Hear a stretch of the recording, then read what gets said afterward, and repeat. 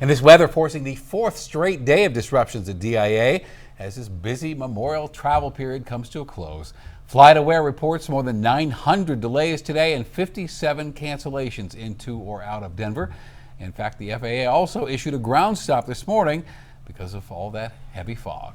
And it's not just the latest in a string of issues at DIA, from severe weather to air traffic control meltdowns. So it's no surprise travelers are feeling anxious. Last night at 6:30, we shared advice on how to manage that stress. Tonight, we're continuing the conversation, looking for ways you can save money on travel this summer and make your trip even smoother.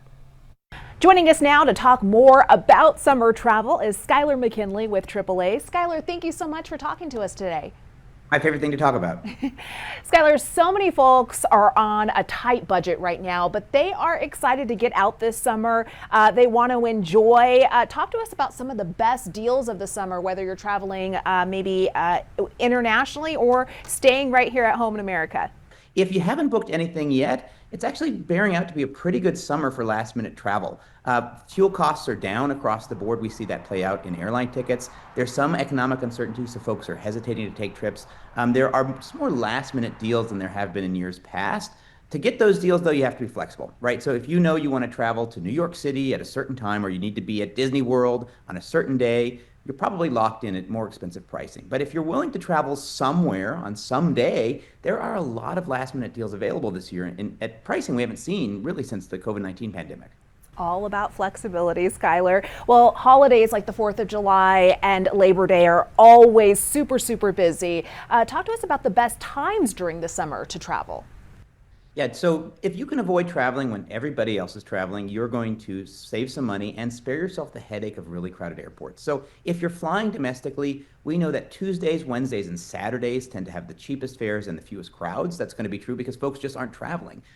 Comparatively, if you're traveling on a Sunday, that's going to be very busy. Thursdays, Fridays, very busy and more expensive. So avoid traveling during peak times if you can. And if you're traveling internationally, much the same advice applies, where if you can book midweek, you're probably going to save some money. That is a great travel tip, and it actually leads to my next question. I have a 3-year-old.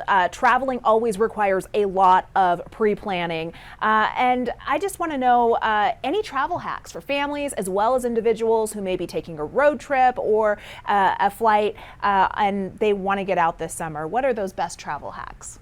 Yeah, so regardless, if you're flying, here's my advice always fly direct unless you can't avoid it. Just because if you fly direct, you're going to avoid those headaches of delays and cancellations. You're going to avoid having to rush to catch a connecting flight. And never, ever check a bag. You are simply packing too much luggage. It doesn't matter how big your family is. You need a lot less than you think you do. It is very easy to do laundry while you're traveling. It is very easy, and in fact, something a lot of folks like to do, to buy clothing when they're traveling, so that can help.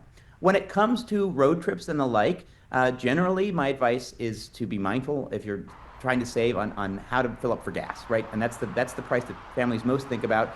Try to avoid planning a trip such that you have to fill up at those very expensive service stations that you might see, for example, on I-70 outside of Vail or outside of major tourist zones. There's less competition and really high demand for that gas, so it tends to be more expensive. Now, also, look, it is summer. Your car is probably full of stuff for summer activities, from soccer balls to baseball bats and the like for your family. Take that stuff out before a road trip. Believe it or not, it does weigh down your vehicle. It decreases the gas mileage that you'll be getting, and it's just a headache to deal with rolling around in the back of your car when you're dealing with luggage back there too. I feel like you've seen the back of my trunk. I feel so seen right now, Skylar. Well, thank you so much for those tips. We hope everyone has a wonderful summer full of great travel and wonderful experiences. Skylar McKinley for us, thank you. See you out there, thanks.